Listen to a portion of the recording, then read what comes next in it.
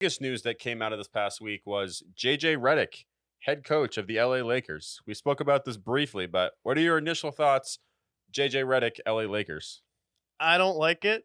And it's not that I don't like it because I don't think JJ Reddick won't be a good coach in the NBA. I don't like it because I don't want JJ Reddick to be the coach for the LA Lakers. And I'm not typically a fan of things of Colin Cowherd says specifically, but he said the Lakers fans aren't going to need to worry about if JJ Reddick is going to be a good coach or not. They're going to worry about if the Lakers front office has enough patience for JJ Reddick. And because he's stepping into a role with the LA Lakers where he's going to be the head coach there, where we talked about it last week, previewing it after they whiffed on the UConn head coach. They're like, oh, why would he possibly not want to be here? And we're like, oh, that's because the coach with the longest tenure since 2011 is Luke Walton. And oh, yeah, that's because Frank Vogel won a title. And because the Lakers were like, we don't want Dwight Howard anymore.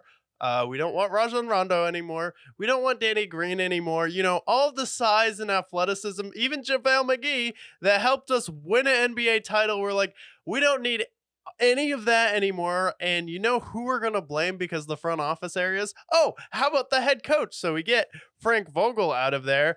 And now the Lakers are in it in between right now between rebuilding and contending. And I think JJ Reddick will help them be a little bit better than they were in the past. However, I don't think as a rookie head coach stepping in there with someone like LeBron James, I know he's not scared of controversy, but that's still a tough assignment to coach LeBron, especially because he's talking about using LeBron off the ball. You know how many times I've heard a head coach like, oh, I want to start using LeBron off the ball? I'm like, it works for like a game or two. And then as soon as they start to lose, LeBron's like, okay, give me the ball right now. And now it's like, you're also in a situation where it's just AD and LeBron. So we can't really get another star there. So congrats, you got JJ Reddick. Maybe he gets you out of the second round, but I just don't like it because I'd rather see him start with a young team where he can really put his imprint on it, help develop players, and then get them to a spot instead of kind of just going for that vanity position in LA. And my fear with JJ Reddick was him taking this job. Outside of the Pistons job, it's probably one of the worst jobs at this point to be a head coach.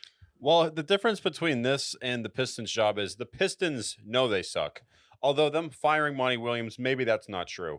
But at least with the Pistons, their expectations are if we win 20 games, we had a good season. Where with the Lakers have the expectations of the Celtics, at least within their fans, but their roster is no better than the Pelicans. But they're out there thinking that they're going to be right there with the title.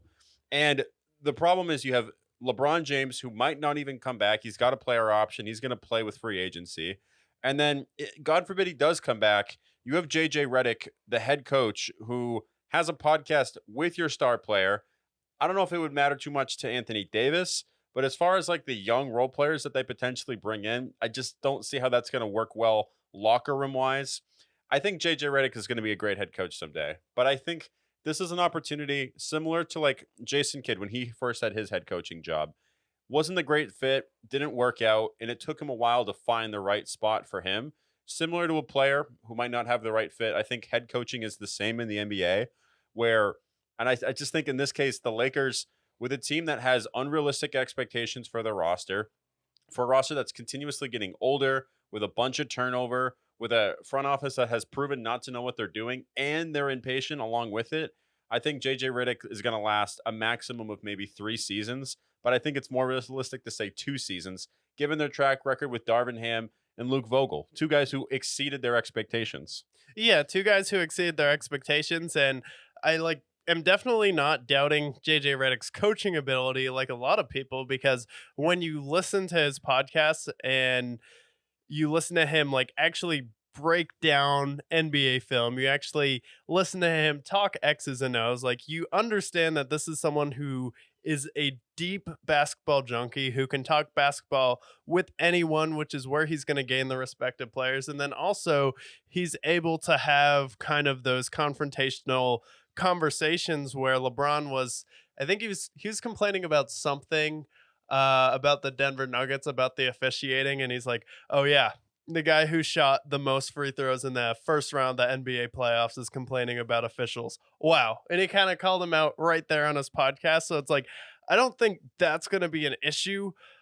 And I don't think everyone bringing up his experience is really that fair because he was at ESPN, he was an employee there. Everyone talked about JJ Reddick, basketball expert, how amazing he is. And then Pat McAfee goes on a show and talks about, hey, it's kind of real weird how everyone's talking about JJ Reddick not being qualified to have a head coach and how he has a thin resume. It's like, okay, well, he has worked with Coach K and learned a lot of life and basketball from him at Duke. And then also being a player in the NBA for as long as he was, you kind of get the gist of what a coach does on the day to day level. You can pick their brain. He's obviously been doing that outside of the court with his podcast, on and off the court with other head coaches. So it's like, I don't think he needs to go be an assistant for 7 to 10 years. That's what someone who hasn't played basketball or isn't a player has to do to be a head coach,